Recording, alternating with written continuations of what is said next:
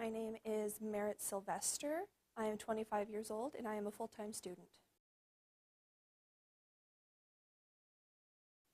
I was stationed in the Air Force at Dyess Air Force Base in Abilene, Texas for about 3 years.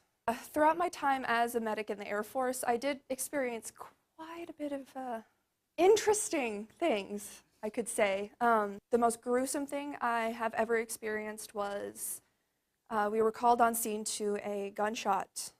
The family was outside crying. That was scary as well, but immediately you go into work mode. As we were entering the house, the police officer was coming out. He had a firearm in his hand. Unfortunately, when we got there, patient was dead on arrival, DOA. Shot himself through the side, punctured both lungs. I believe he had also nicked his aorta or part of his heart. And the most traumatic part for that was I would see his son quite regularly out in town. And luckily he didn't recognize me, but I certainly recognized him, and that was definitely not pleasant. We were together for almost a year while she was enlisted, so our relationship was fine while she was enlisted. I didn't have any issues with her being enlisted, except that her workplace was making her unhappy. But that was more of an issue with the situation than an issue with the relationship. My biggest obstacle is ongoing. It is going to be lifelong.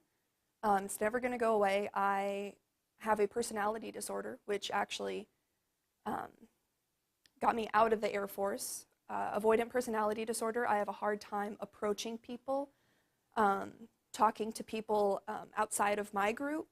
So it was very difficult for me to go to my command, my chain of command in the military. And after I was given that diagnosis, which I had no idea I had, I was honorably discharged from the Air Force.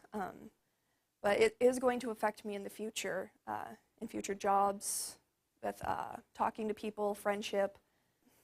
And depression goes along hand in hand with that.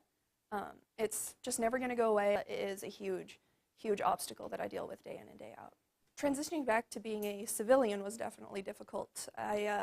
It took me quite a while. I separated in 2014, and I'm just now starting to feel like normal again, like everyone I'm in school with.